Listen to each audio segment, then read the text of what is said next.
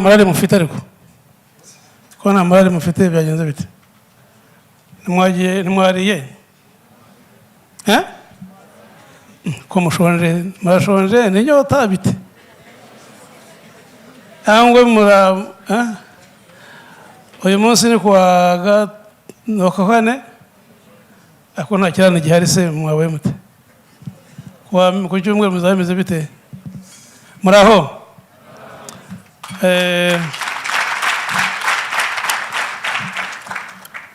nyakubahwa abayobozi muteraniye hano mu mpande zitandukanye umuyobozi w'umujyi w'akarere ka Nyarugenge n'abafatanyije imirimo abashinzwe umutekano bari hano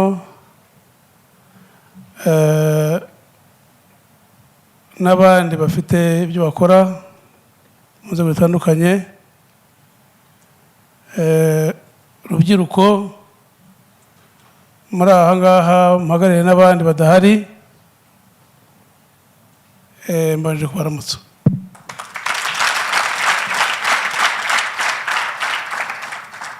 bababwiye amazina yanjye nitwa Myagenera Augustin Turagara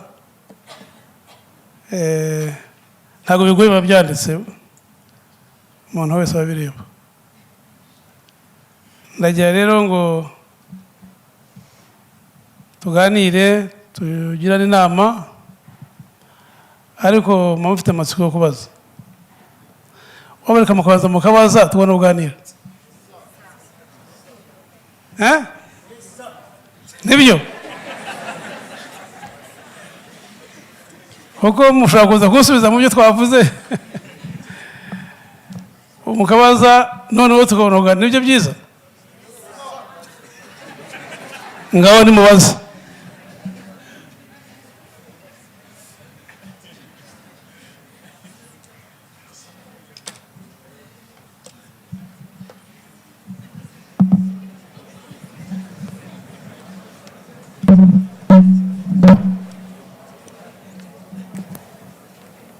umwanya ni uwanyu reka turebe ubaza dukoreshe igihe neza nk'intore ndabona hari abamanitse hano turase ku ntego tubaze nk'abantu basobanutse umunyeshuri muri Davis College. So mu by'ukuri mu bihe bishize twagiye twumva amakuru agiye atandukanye agaruka ku mubano navuga wajemo agatotsi hagati y'u Rwanda na Repubulika Iharanira Demokarasi ya Kongo. Nkaba numva mu by'ukuri ari ikibazo kitareba gusa inzego z'umutekano mu Rwanda ahubwo kireba nk'abanyarwanda twese muri rusange. Nkaba rero nifuje kumenya nkamwe mu barizwa mu nzego z'umutekano n'uhe musanzu mwumva mukeneye kuri twebwe tutabarizwa mu nzego z'umutekano by'umwihariko urubyiruko. Murakoze.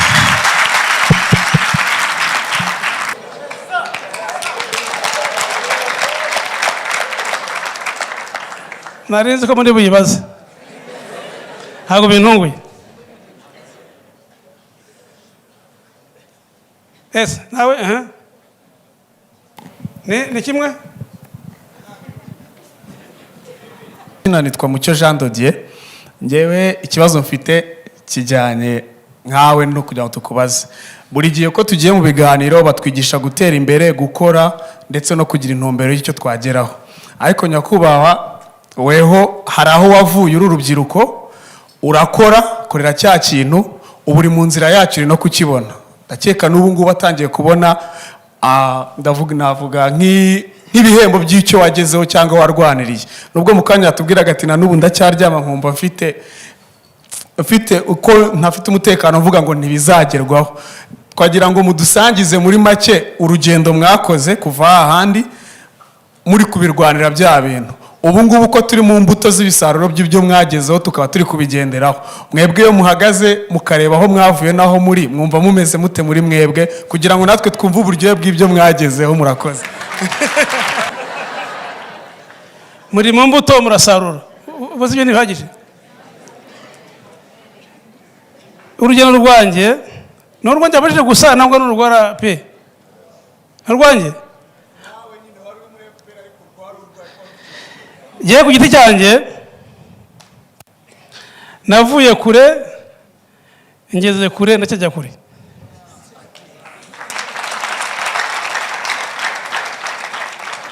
Ndakwifuriza nawe gukora urwo rugendo ukazagera aho ngeze ugakomeza ujya aho njye.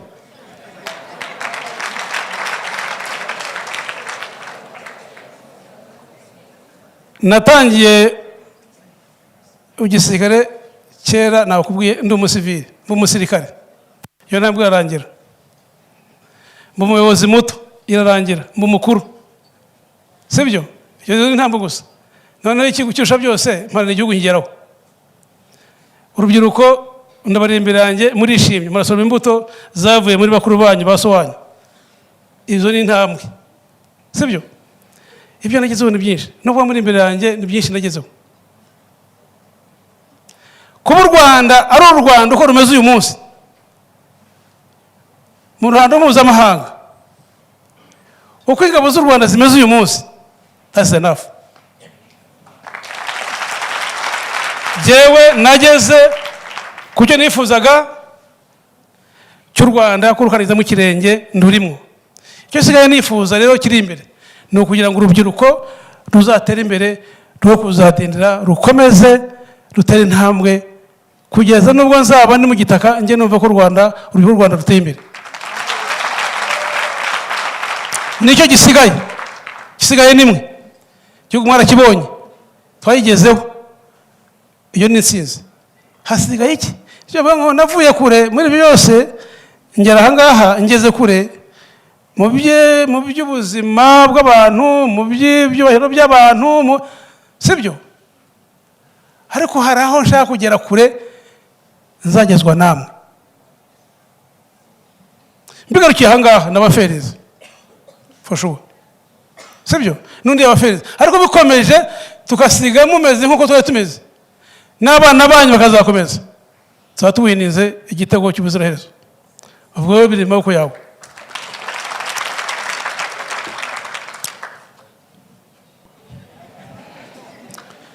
Intambara ya Kongo ni iy'Abakongo, ntabwo ari Abanyarwanda. Cyo cyumvikana. Intambara ya Kongo ni iy'Abakongo ubwabo, ntabwo ari iy'Abanyarwanda. Twebwe nk'u Rwanda nta n'inyungu turufitemo, nta n'icyo tuyishakamo. Uretse ko bafite abanzi bacu, interahamwe n'ibiki, ariko ibyo babikemura ko byarasabwe ko interahamwe bakeneye ko bataha badashobora gutaha bajyana. Ibyo nibatabikora ubwo hari ibindi. Ariko pa nawe intambara ni iy'Abakongo. Bariya abantu barwana muri Kongo bavuga Ikinyarwanda, ni abaza Masisi, ni abaza Rucuro, ni Abanyamurenge bo mu murenge n'ahandi. Si ko bimeze? Nanjye guca umugani mubi babona ko ntukanye. Kandi no kujya mu mugani, ukunze amata kugira ngo bimenye neza, akwiye no gutwara n'iyakamwa.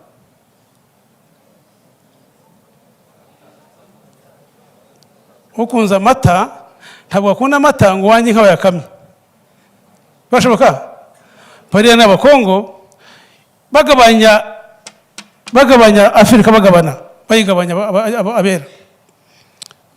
Bariya abantu babakatiye muri Kongo, siko bimeze? Babakatira n'ubutaka bwabo. Urugero u Rwanda barukata, babakatira. Buriya byageraga kure, barabajyana. Arabwira ngo nibagende ubusa n'ubutaka urabaha. Ntimubyumva se? Ni ibintu byoroshye cyane. Abandi bakavuga twebwe ubutaka badukatiyeho turi Abanyekongo, badukatiye kubuno ubutaka murabuturuka naho ngo tujye tuvuga Ikinyarwanda, ariko turi Abanyekongo twakatiwe ururimi rwa Sanzino. Nase bababwira ngo nimugende n'ubutaka bwanyu bakurikire, ntabwo byoroshye. Niyo mpamvu ya ntambara izagumaho, ntabwo byoroshye. kugeza igihe ubwabo bazasutenga ikibazo cyabo bakemera ko bafite uburenganzira bakabana mu mutuzo, kuko basangiye igihugu, basangiye ubutaka. Aribo barwanya uyu munsi ntabwo rero bahakase, ari abarwana so bahakase, barahuriye rero bagomba kuva inimwe bakabana.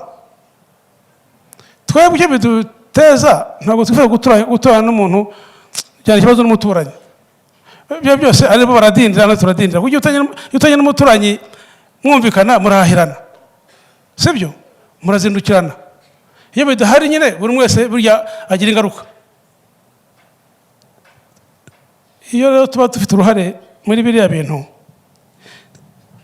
ntabwo abantu baba baraje kuri boda ngo basunike igiti badutera mu bihe tubihurire. Mwarabibonye? Ntabwo baza ngo basharinge kubita ibikompora Kinigi ngo tubihurire. Ndavuga ngo ntabwo dufite uruhare, nimusote ikibazo cyanyu na bene wanyu. Twebwe twagiye kugira uruhare ariko ntimukajye mugiza nkana. Uruhare twarugize igihe cyangwa ntabwo mwabibonye? Mwabibonye? Mwari mutaravuka? Uruhare rw'interahamwe tuzigarura zidutera turwana twarugize mu butavaho Kabila avaho, kandi ibyo turabyemera, sibyo? Twagize uruhare, ntabwo byemeze kuriya byaba biri handi hantu, ariko nta ruhare dufite muri Kongo. Nta nubwo dukeneye, nta n'ibyo dushaka. Icyo dusaba ni uko bagira amahoro bakabana neza, tukagira abaturanyi beza. Muranyumva? Ntazagende babeshya. RDF ntabwo ifite uruhare mu ntambara za Kongo. Tuzi imipaka yacu, uzadutera ubwo nyine akazaba aje gusarura tuzamuhambiriza, ibyo twara bijyane, ariko nta kindi. Turumvikanye? Twifuza kubana ibihugu neza, tugasharinga information, tukishimana, tukazindukirana, tugahirana. Nicyo twifuza, ari Abarundi, ari Abanyarwanda, ari Abakongo, ari Abagande, ari Abatanzania. Twifuza urujya n'uruza rw'abantu, twifuza kubana neza n'ibindi bihugu. Nta kintu dushakayo, nta kintu dushaka muri Kongo, bose bafite amariki, nta kintu dushakayo. Kirumvikanye? Ikibazo kindi?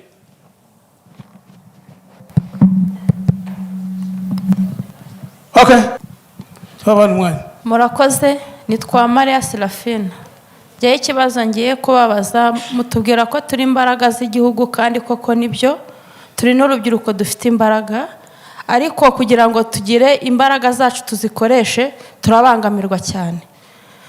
Kenshi dushobora kujya nko muri examen z'akazi nk'urubyiruko tugakora, rimwe na rimwe tugatsinda, ariko ugasanga babandi bakuze cyangwa abayobozi runaka akakugendaho, rimwe na rimwe akagukura mu kazi kandi nawe wari ushoboye. Ikindi kintu ni ikintu cy'ikimenyane kikiriho mu bintu byo gutanga akazi.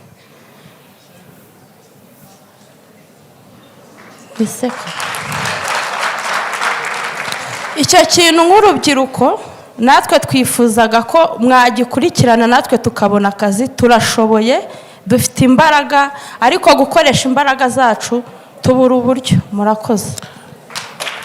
Kwihangira imirimo itagira agaciro bitewe na cya kimenyane. Turayihanga imirimo, ariko hari igihe ushobora guhanga umurimo wawe nawe ntugere hejuru bitewe na cya kimenyane nababwiye. Reka rero nkubwire, buri uri umwana muto cyane. Nubwo wajya muri Amerika, nubwo wajya muri Afurika yose, nubwo wajya mu Burayi, nubwo wajya muri Aziya, ibyo bintu ntabwo bijya bibura. Ubwo kanakaranzi, ariko mu Rwanda ntabwo tubyemera, sibyo? None wagira ngo Abakongo batera amabombe nta tubishaka? Ntabwo byose kiba ariko uba ugishaka, nangwa ariko wifuza ko cyaba. Niyo mpamvu hari amategeko. niyo mpamvu hari ubutabera. Ubangamiwe agira ahagana, sibyo? Ubangamiwe agira ahagana, niyo mpamvu ubutabera buhari, niyo mpamvu bwashyizweho, niyo mpamvu hari ubuyobozi. Niba urengana aha urajya urenganurwe. Wowe nurengana nkakurenganya mfite undi hejuru, uzagenda kurenganura. Ariko wibizana as problem y'abantu bose rusange, wizana nkaho ari igihugu hagati. Ikibazo cyane n'umuntu kiri personal, ntabwo gikwiriye kuba kiri muri society yose. Niba ufite ikibazo n'umuntu, gikemure nawe, niyanga ushake umuyobozi we agikemure. Nibyanga ufite ibigaragara uyishyire mu mategeko bayikemure. Ariko ntabwo ari abanyarwanda bose, niko mbitekereza. Sinzi ko ariko abanyarwanda bameze. Ubwo we n'ikibazo cyawe, uri mu karere gafite umuyobozi, nakugira inama yo kumwegera kugira ngo ikibazo cyawe azagikurikirane. Numva aricyo nagusubiza. Aha, undi aha. Nzamarije intambara za Iraq nzamarije izo kwa Putin. Nuko muzikurikiranira izo Kongo ntimuzikurikirane. Sawa, asante sana. Murakoze cyane. Résolve les causes profondes des conflits à l'est du pays. Donc pour être très précis, on doit discuter à deux niveaux. Au niveau du Rwanda, pour essayer d'atténuer les pressions et les tensions diplomatiques que nous vivons d'une manière normale, et de l'autre côté avec le mouvement du 23 mars qui sont des Congolais, pour leur dire bon voilà pourquoi vous avez pris les armes, ok ça va, essayez un peu de déposer les armes, nous sommes frères, voilà ce que nous allons faire ceci, et c'est fini. Je pense que c'est ça la solution, et ça peut se faire en 2 jours, 2 jours. Très bien, merci Ludovic Kalenga, nous terminons vers la fin, mais on a la banquette, hein? Obé? On a la banquette. Oui, c'est ce qu'on dit. Nous la question. Tout à fait, nous allons répondre. Ludovic Kalenga, proche du Rwanda.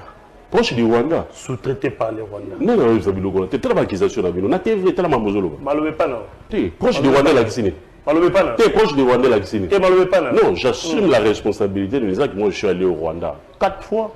L'objectif c'était des échanges. J'ai initié un projet. D'abord la promotion. J'ai initié. Le chef de l'État lorsqu'il a signé les 3 accords avec le Rwanda, 3 accords, c'est le PMVH, notre structure, qui avait initié un projet de promouvoir les 3 accords. Dans le cadre des 3 accords, il fallait des échanges d'expérience entre la jeunesse de la RDC et du Rwanda. J'ai accompagné une jeunesse au niveau de Gisenyi où on avait mis en place un projet d'échange d'expérience. Et ces contacts demeurent toujours parce que le chef de l'État avait dit « Nous n'avons pas de problème avec le Rwanda. Nous n'avons pas de problème. Donc, ils ne sont pas mes ennemis. Je suis Congolais, je paye mes impôts, comme tous les Congolais, et personne n'a le thermomètre du patriotisme ou du nationalisme. Et personne n'a le conseil à me dire comment je peux aimer la République démocratique du Congo. Ma prise de position ne doit pas donner l'impression que je n'aide pas le chef de l'État ou je ne l'aime pas. Je l'aime plus que beaucoup de Congolais, même ceux qui font semblant à côté de lui. Je reste vrai, je rétablis la vérité. Nous devons nous engager à rétablir la paix à travers un dialogue franc entre la RDC, le Rwanda et le gouvernement congolais ainsi que le mouvement du 23 mars. Ludovic Kalenga, quelque part quand j'ai annoncé que j'allais vous recevoir au cours de cette émission, il n'y a pas longtemps où tu vas proposer de nommer un formateur Ludovic Kalenga. On mettait,